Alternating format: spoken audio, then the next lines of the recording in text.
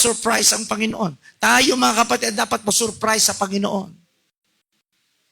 Amen. Sometimes the Lord will answer you, Jeremiah 33 verse 3. Hindi lamang yung pinananalangin mo ang sasagutin ng Panginoon, higit pa sa iyong pinapanalangin. At huwag mong sabihin, hindi ka magugulat. Hello? Ang pinag-pray ko lang ay 1,000,000. Bakit ang dumating ay 7,000,000? Imposible ba yan? Nothing will take you by surprise. Shall we say amen? Hello? Hello? Narinig niyo ba po ako? Hallelujah. Hindi natin pwedeng gulatin ang Panginoon. Tayo ang dapat gulatin ng Panginoon. Dahil mga kapatid, ang milagro, ang himala ng Panginoon, walang imposible sa Kanya. Kaya yung mga pinag-aalala natin mga kapatid, let the miracle happens. And it happens all the time. Narinig niyo po ako? Ang milagro po ay pwedeng mangyari kahit anong panahon. Pwede si Philip, mga kapatid, ay magpanik dahil, oy, Philip, sabi ng Panginoon, bahala ka sa buhay mo. Maghanap ka ng makakain ng 5,000 ito. Ganun ang Diyos, mga kapatid. Hello? Ganun ang Diyos. Oy, bahala ka. Diba? Pero ikaw alam mo solusyon. Narinig niyo po ako? Bahala ka, iniisip mo mga kapatid, paano kaya mapagtatapos yung mga anak ko? Hello, ang aking asawa ay jeepney driver lang. Titinda lang kami ng kung ano-anong mga, di ba? Yung mga pansit-pansit. And look what the Lord has done to Sister Beth. Di ko po pinupuri Sister Beth. Pero He is the God of working miracles. Sa totoo lang mga kapatid. At yung nangyayari sa mga buhay natin, hindi yan himala mo. Himala yan ng Panginoon. That is a miracle that God, hallelujah, mga kapatid, went to happen in your life. At ang Diyos hindi pa tapos. Amen. Hindi pa tapos ang Panginoon.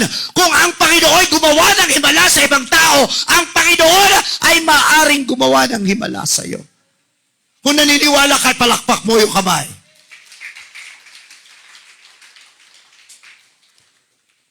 He should have focused on the problem, but Philip and Andrew focused on the power of God.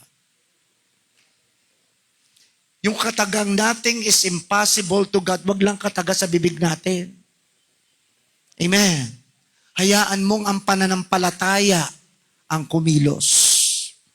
If God has done, amen, a miracle in your life, then God is not yet finished.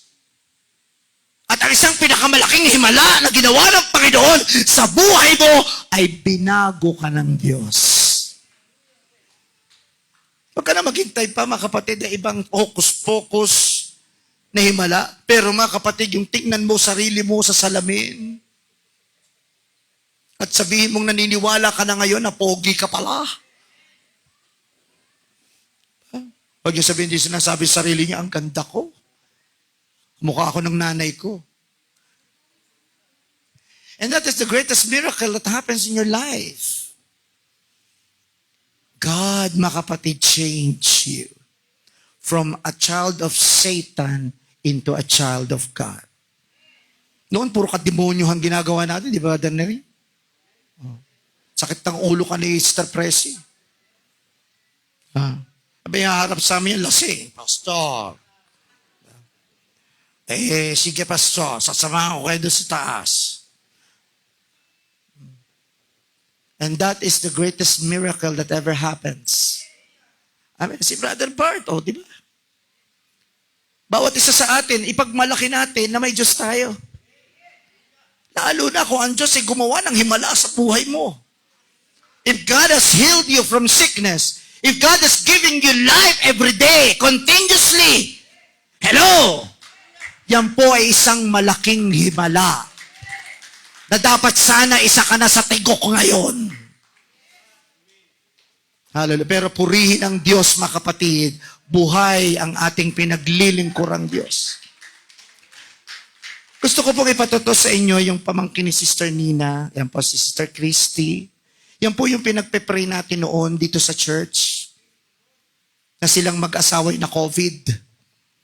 Na COVID po sila, mga kapatid. At natubuhan sila. Natubuhan yan, mga kapatid. At pag yan po'y tumatawag kay Sister Nina, walang iyak siya ng iyak. Okay, ikaw mag-iiyak, sabi naman ni Sister Nina. But God is so good. Tingnan niyo siya, kasama natin siya ngayon. Mga kapatid, hallelujah. Napakabuti po ng Panginoon kung sa katayuang ito ay atin pong iisipin ang ginawa ng Diyos sa ating mga buhay. Nasaan ka na kaya ngayon? Nasaan na kaya tayo ngayon? Hallelujah. So with God, nothing is impossible. Do you believe? Sa Diyos ay walang imposible. And miracle can happen all the time. Kahit ngayon. Kung maniniwala ka lang kahit ngayon. Kaya kung may problema ka ngayon sa pananalapi, dahil kulang ang budget mo sa pagkain, kung may problema ka sa material na bagay, at natatakot kang magutom, this is the miracle that you need. Sometimes, mga kapatid, ayaw natin ng estado ng ating financial dahil, hallelujah, sometimes focus, mga kapatid, na kahit meron, kahit wala, kahit meron, sasabing wala, wag pa tayong ganun. Sinasabing wala. Kasi may kapangyarihan na salita mo. Mawawalan ka talaga. Pero kung meron, mga kapatid, magpasalamat sa Diyos. Dahil lahat ng panahon, mabuti siya. Napakabuti ng Panginoon.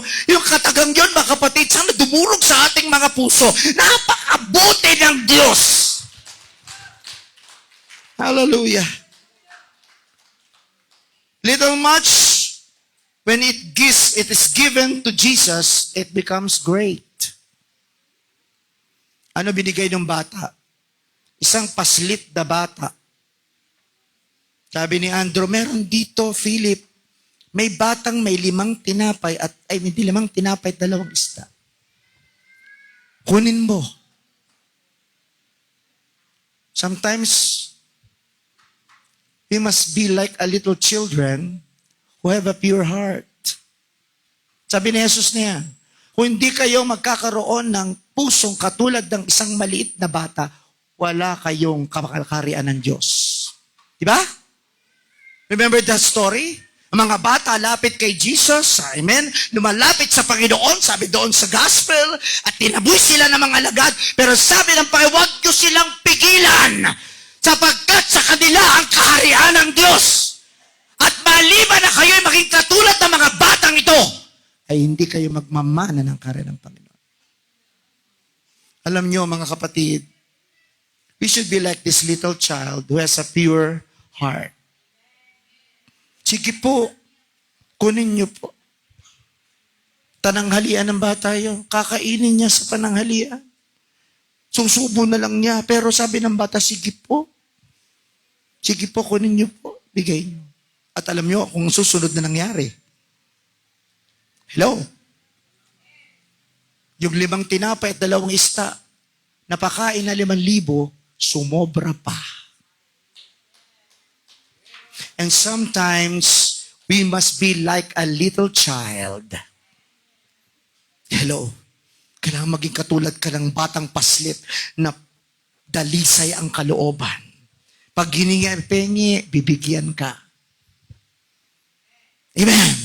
What you have promised to a little child, panghahawakan niya yun.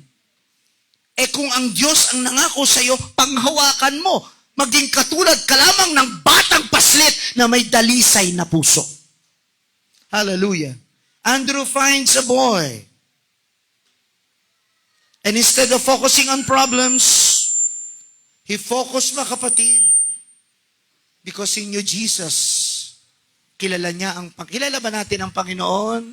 At nakilala ang Panginoon sa kamay. May ginawa ang Diyos sa buhay mo, kilala mo siya. Kasi naniniwala ka na wala kang magagawa sa iyong sarili eh. Kung wala ang Panginoon, mga kapatid, hello, baka patay na tayo, mga kapatid. Hallelujah. Only 5 barley loaves and 2 small fish. Hallelujah. And that is not only enough to feed, but it is more than enough. And Jesus is more than enough. Jesus is the El Shaddai. El Shaddai is not a name of God. But El Shaddai means He is a more than enough God. Siya ang Diyos na higit pa sa kasapatan. Hallelujah. God has often used small things to become a blessing. Kung nag-start ka ng sweldo mo noon, ay ganito lang, pero binibigay mo yung karampot sa Panginoon, maniwala ka kapatid, pwede yang palakihin ng Panginoon. Little is much given, mga kapatid, it becomes great when it is given. Because to him much is given, to him much is required. Sa kanyang ibinigay na sagana, siya din, mga kapatid, ay binibigyan na kailangang magbigay. Kaya God is, sabi nga ni Brother Nel, siya po ang pinakadakilang accountant. Narinig ko kay Brother Nel, mga kapatid yan eh. God is the best accountant. Naniniwala po ba kayo? Hindi debit, credit, kupit.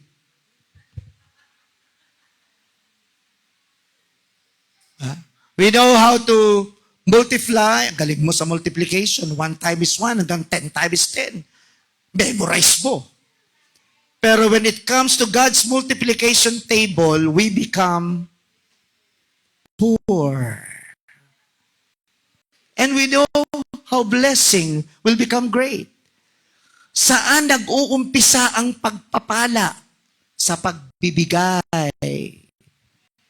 Kaya yung mga tao, mga kapatid na marunong magbigay, expect God will multiply your blessing. Pero yung mga ganon, I'm sorry to tell you, yun ang sukat mo sa Panginoon. Amen. Yun ang sukat mo sa Panginoon. God has opened you small things to bless many. Yung isang kusing ng babaeng bao, na wala pa. Di ba? Yung kwento sa Bible. Hinanap niya ito hanggang sa makita niya. Yung tinatawag, mga kapatid, na tirador ni David, sling. Kilala niyo ba si Haring David?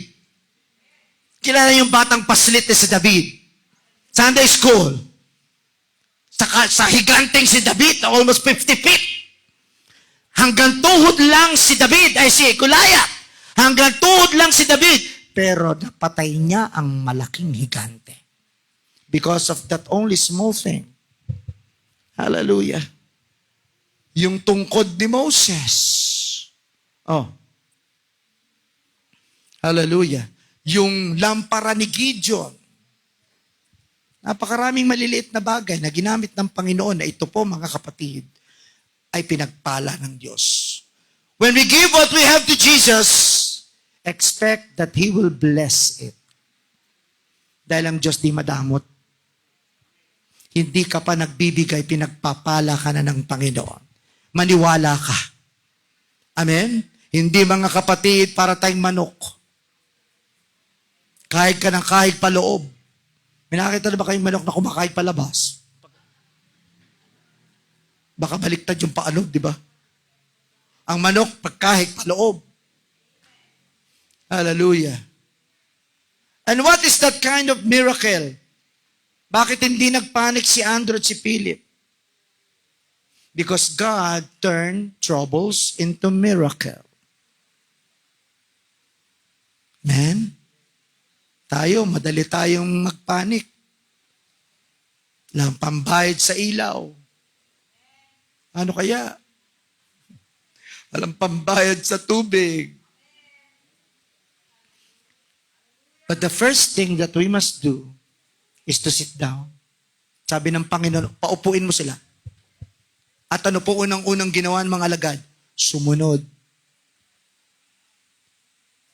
That is the first thing that we must do. Obey.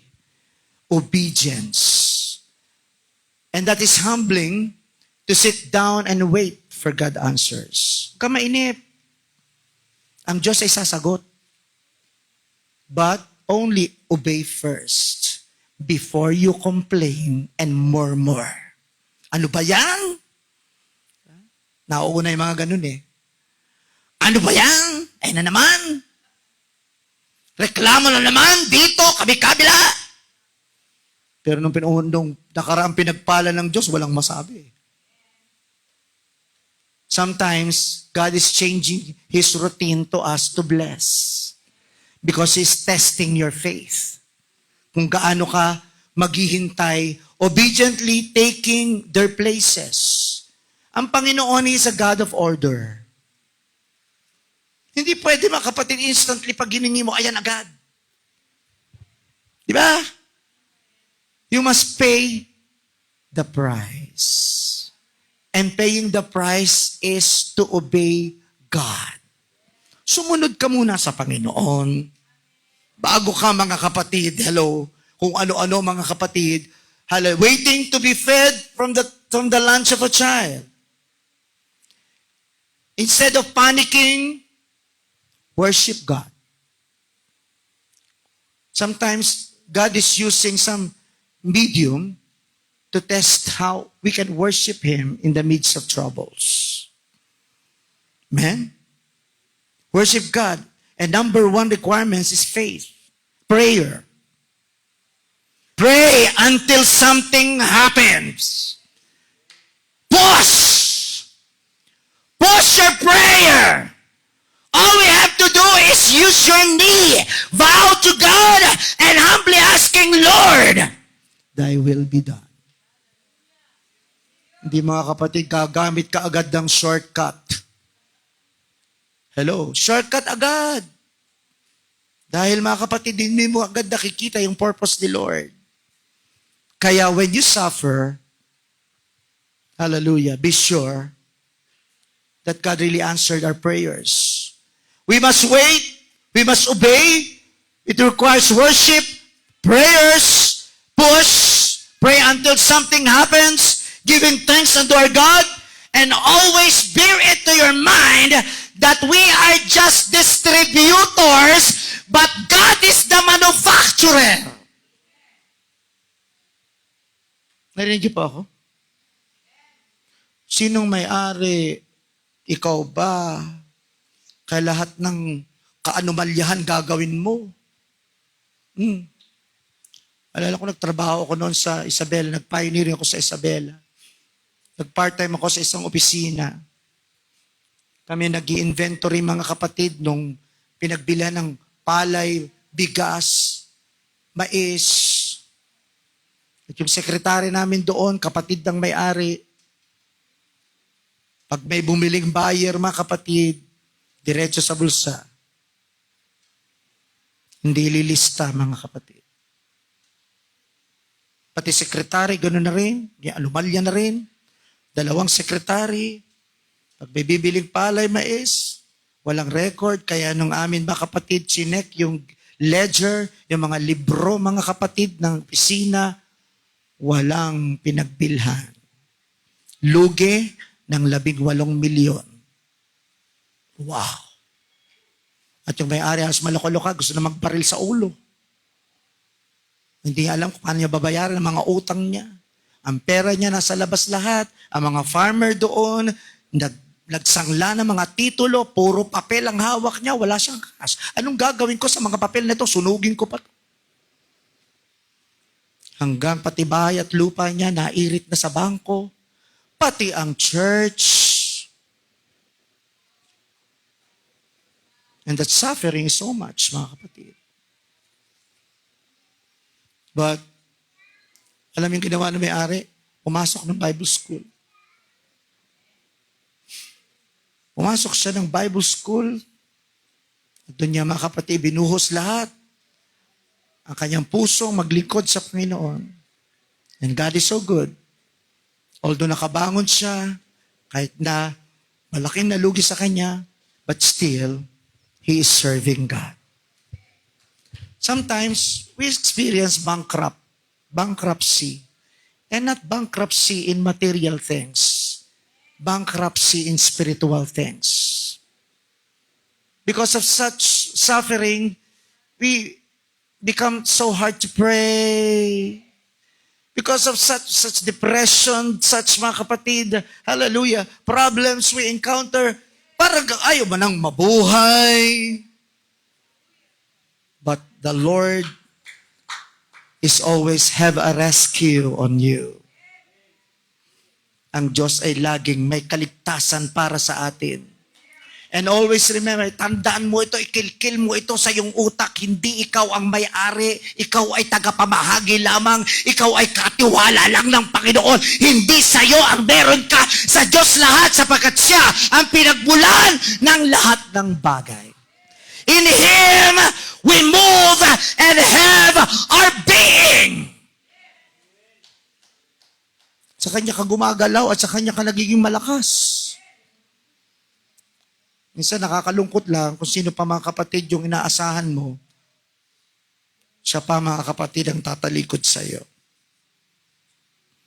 Patsalamat sa ating Panginoon. He waking us every morning. Alam niyo mga kapatid, magising ka sa tuwing umaga, napakalaking blessing na noon. Yung wala ka pang sakit, hello? Kaya mo pa mga kapatid maglaba maghapon? Diba? Oh. Amen? At sabihin may edad ka na. Amen? Kaya mo pang pumunta sa bundok, umakyat doon, at tingnan yung lupain mo doon, hasyenda mo doon, Sister Lume. Sapagkat mabuti ang Diyos. Yun lang masasabi natin, napakabuti ng ating Panginoon. Nothing disorganized God. He will bring everything into order into our lives. Hallelujah. As much as we would, amen, God will make these little things to be great. And what is this miracle that we need? The 12 baskets of barley, the miracle happens. The leftovers, that is the miracle. Yung sumobra doon sa pinakain sa 5 tinapay at 2 isda, sumobra at binigay sa bata. Amen? Sapagkat yung bata, mga kapatid, ang ginamit ng Panginoon. Kaya huwag kang matakot magpagamit sa Panginoon. Kasi ang Diyos sobra-sobra kung sumagot sa buhay natin. Hindi lang yung inaasahan mo. Yan ang sabi ng Ephesians 3:20. Basahin nga natin sa Ephesians 3:20. If you have a Bible, pakilakas nga natin. More than we ask or think. Somebody? Ephesians 3:20.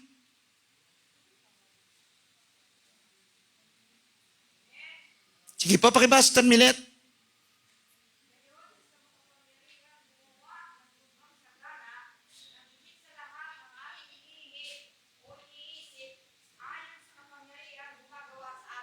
Amen. He is the God who is a miracle worker. And that miracle worker is not just what our possession is. That miracle worker, mga kapatid, our sufferings of starving and hungriness will be fed by God. More than we ask or think. Tandaan yung sabi dito, sapagkat, amen? Ano sabi diyan? Ngayon sa makapangyarihan gumawa ng lubhang sagana. Sino ba yung lubhang sagana na yon? Ang ating, siguro naman natikman mong managana. Ba? Matikman mo na ang perang hawak mo, hindi lang yung inaasahan mo. May sobra. At ang himalang yon, yung sobra. Everybody say amen. At kung yung sobrang yun, ibinigay mo yung tama, naniniwala ako, higit pang sosobrahan ng Panginoon yon. Sapagkat ngayon sa makapangyarihan gumawa ng lubhang sagana na higit sa lahat ng ating inihingi o iniisip ayon sa kapangyarihang gumagawa sa atin. Ang Diyos pala nagdidepende sa kapangyarihang gumagawa sa iyo. Wala kang kapangyarihan, ang Diyos meron. Kaya yung kapangyarihang binigay sa iyo, wag mong abusuhin. Paghawak mo na yung blessing ng Panginoon, kung ano-ano ng mga pumapasok sa isip mo, na bill mo ko nun, bill mo ko niyan, ha? Narinig niyo po ako? Paghawak na mga kapatid, yung blessing, hindi na naisip agad ang Panginoon. Oy, teka, ang Diyos muna para lalong dumami ang sobra. And that is the miracle that we need. Gusto ba natin ang himalang yun? Hindi ka namang problema pambayad ng kuryente. Amen. Minsan galing natin mag-budget eh. O ito ang pambayad sa kuryente. Ito pambayad sa ilaw. Ito sa tubig. Pero nalilimutan natin, ito kay Lord. At pag ubos na, ay, nawala nang kay Lord. Narinig niyo po ako? Makakalungkot pag ganoon. Parang ang blessing ng Panginoon ay masyado nating, di ba? Pinaghaharian mga kapatid. Tandaan nyo, ang Panginoon ang may-ari ng lubhang sagana. Sa makapangyarihang gumagawa, amen, ng lubhang sagana, ayon sa ating inihingi at iniisip. Okay. Puro kahingi. May ministry ka ng hiling. Hiling dito, hiling doon. Pero kailangan mo, mga kapatid, ang pinakamalaking himala sa lahat. Hello! Yung kagutuman ng iyong kaluluwa sa umagang ito ay iyong munang katagpuin. At kanino manggagaling yun, Brother Nerio? Kay Pastor? Wala ko may bit. Sabi nga ni Peter, silver and gold have I none. Di ba yun na, yung sa Acts chapter 3, namamalimos doon yung pulubi sa labas ng templo, yun ang kanyang pinamumuhay. Habang siya'y nabubuhay, pilay siya, wala siyang magagawa, hinahatid siya sa templo araw at gabi, at ang sabi niya, palimos po, pangkain lang po. Makita niya si Pedro at si Juan, mga kapatid, kumura na agad. Palimos po. Nakita ni Pedro, sabi ni Pedro, wala akong maibibigay sa iyo ni pilak at ginto. Pero sa pangalan ni Jesus, tumayo ka.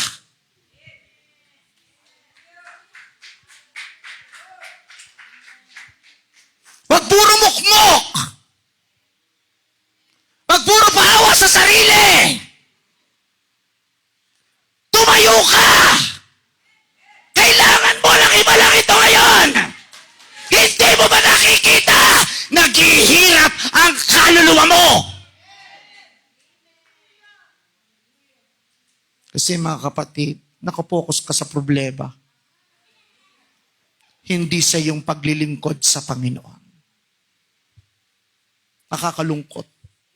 Kay rami ng winasak na tahanan. Kay rami ng matang pinaluha. O mukhang pera, layuan mo. Sa umaga pong ito, mga kapatid, this is the miracle personally. Hindi ko alam, mga kapatid, kung anong pinagdadaanan natin. Kami may pinagdadaanan din. Hindi ko namin alam paano kayo makakauwi. Pero God is so good. Naiyak ako kanina, mga kapatid. May isang taong nagsabi sa akin, sana, Pastor, makauwi na kayo. Kasi nasasabik ang mga miyembro sa'yo. Sadya? Kung nasasabik kayo, mas nasasabik kami. Sino ang may gusto na malagay tayo sa ganitong sitwasyon? Pero mga kapatid, pagpatuloy natin kung gaano kabuti ang Diyos. Ang himala ng Panginoon ay tuloy-tuloy, mga kapatid. and it takes you by surprise, isang araw makikita mo na lang yung pinapanalangin mong kagalingan, bigla kang bubulagain ng Panginoon. Why? Because you pray so hard. Sabi ko kay Sister Lolit, Lord, Sister Lolit, huwag tayong tumigil manalangin. Because there is something happens when we pray. Ang Diyos nakatunghay sa langit, nakamasid sa atin, mga kapatid. If God looks in our hearts that is pure and really hunger for Him, hindi po tayo tatanggihan ng Panginoon. This morning, the 12 baskets have leftovers and perhaps given to the little boy. And the people, this 5,000, proved that He is the miracle worker. Ang pagkain po ay unang-unang pangangailangan ng tao. Food, clothing, and shelter. Do not be afraid, mga kapatid, kung di ka lang kumain ng almusal. Maraming tao hindi na kumakain ng almusal ngayon dahil ayaw na tumaba. Kung ang bigas mo, mga kapatid, kilo-kilo mo lang bilhin. Do not be afraid. Hallelujah. Because God is our great provider. This morning, mga kapatid, the key lessons on this miracle that we need is a hungry souls, all about, amen, can provide because He is the bread of life. Ang gutom na kaluluwa ay kaya-kayang i-provide ng Panginoon sapagkat si Jesus ang tinapay ng buhay. Naalala niyo mga Israelita? Naglalakbay papuntang ilang? Wala na silang makain. Anong ginawa ng Diyos? Pinaulan niya ng mana na tinapay na nanggagaling sa langit. Nagrereklamo sila, puro tinapay na lang. Anong ginawa ng sinugod sila ng mga quails, pugo. At wilderness is such a very difficult place. Ang wilderness po ay nangangahulugan ng sanglibutan na puno-puno ng kahirapan. Pero God, mga kapatid, provides miracle for them. Sa halip na sila, mga kapatid, hallelujah, ay patayin ng mga Ehipto, tinago sila ng Panginoon sa haliging ulap sa araw at haliging apoy sa gabi.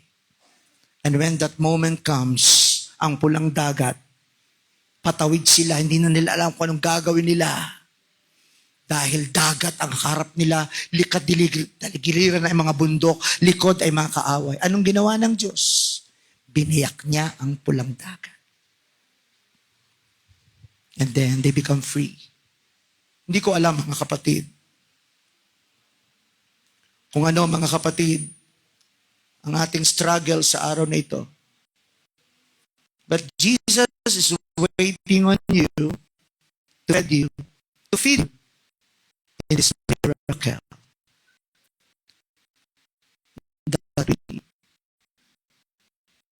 Let this hunger be, hallelujah, filled by God.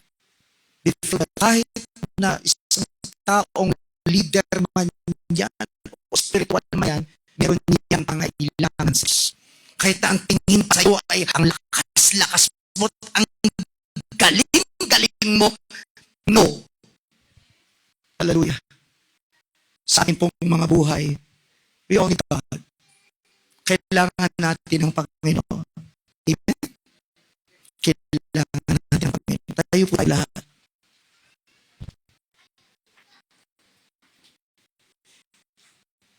Awitin nga natin yung miracle worker. By this time,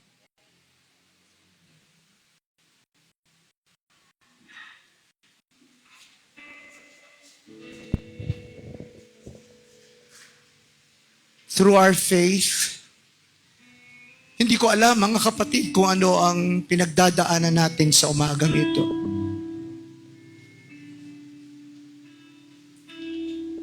But let this miracle becomes our urgent need this morning. If you're suffering right now in anything, personally, then, hallelujah, sa pag-awit natin ito, let our faith becomes, hallelujah, God's way, not just to reveal His miracle, but to become miracle possible in you.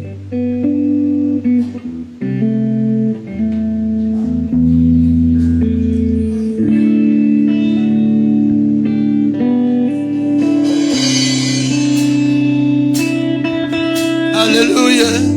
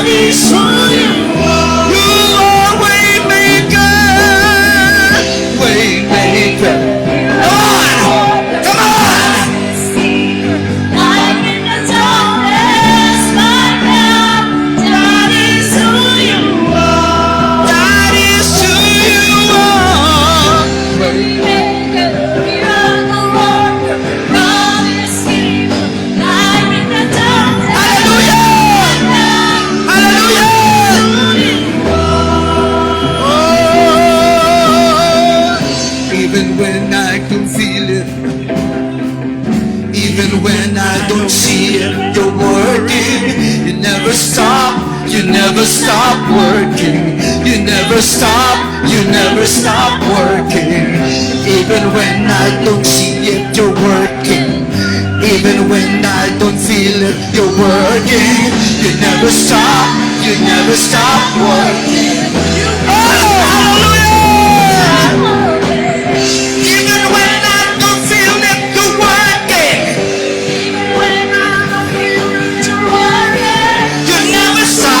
You never stop working. Even when I don't feel it, you're working.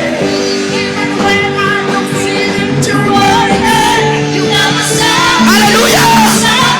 He never stop working. Even when I don't feel it, even when I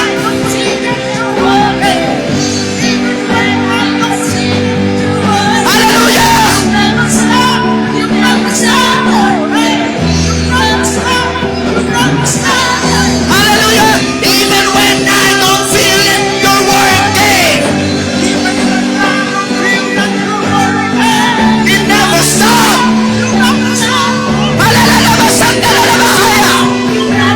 Hallelujah! Even when I don't feel it, you're working. You never stop. Come on! Even when I don't feel it,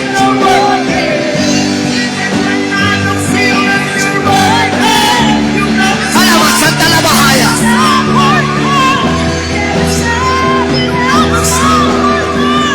Waymaker, miracle worker.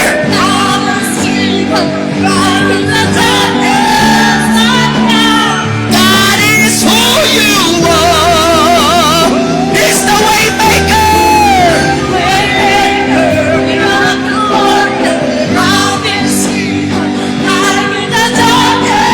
Come on, come on, come on, come on, worship.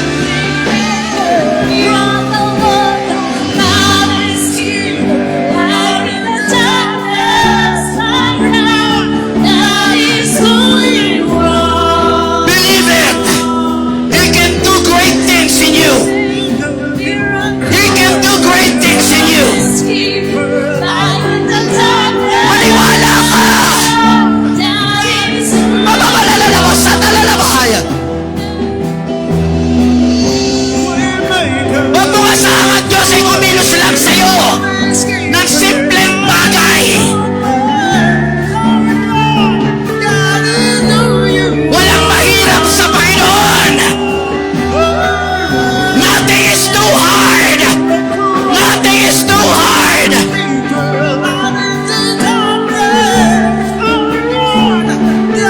Hallelujah!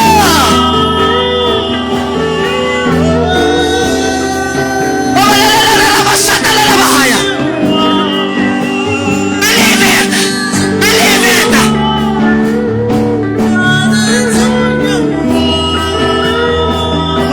Hallelujah!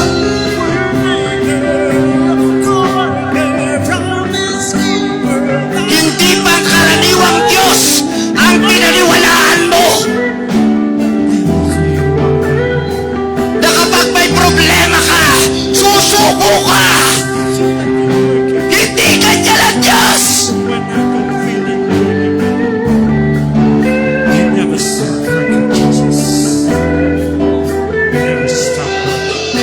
Hallelujah. Don't make your worship just a simple thing. Huwag mong gawin ang pagsamba mo ay napakamurang bagay lang sa'yo.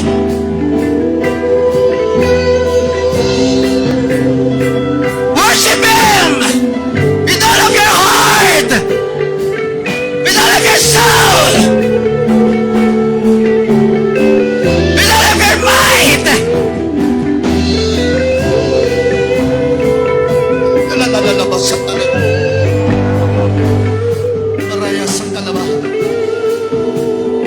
God can move in your life much what you are asking for.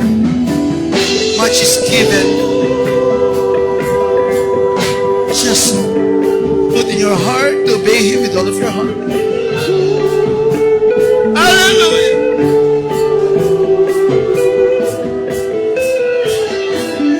Huwag mo lang asahan ng Panginoon sa mga pangkaraniwang bagay na gusto mong sagutin ng Diyos sa buhay mo. Sapagkat siya'y higit pa sa iyong hinihiling.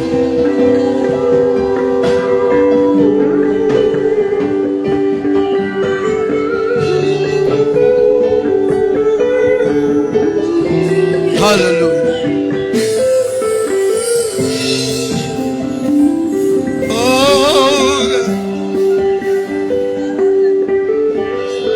Oh, Jesus.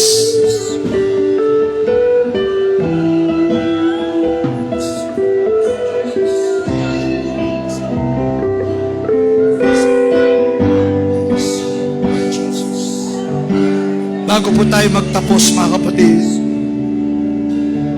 ilagay mo sa tamang kalagyan ng Diyos sa buhay mo.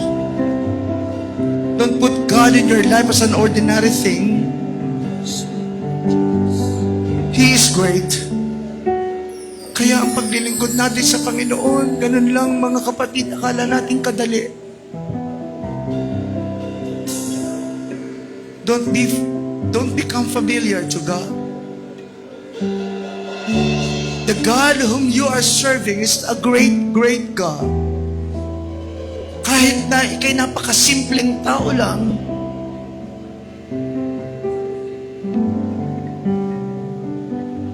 put God into His pedestal. Po, mga kapatid, pag mong gawing ordinary lang ang Diyos sa buhay mo,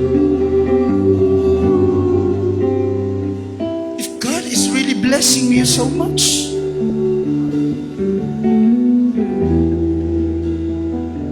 before we end this service, shall we sing the song, How Great is Our God?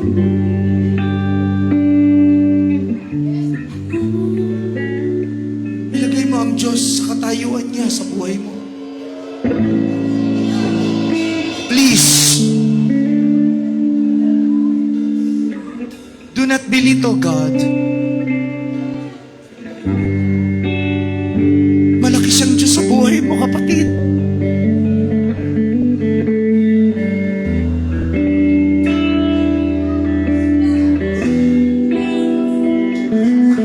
As we sing this song, muli nating pasalamatan ng Diyos.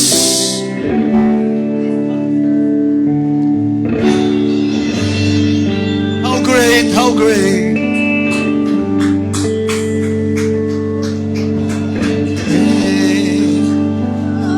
is our God.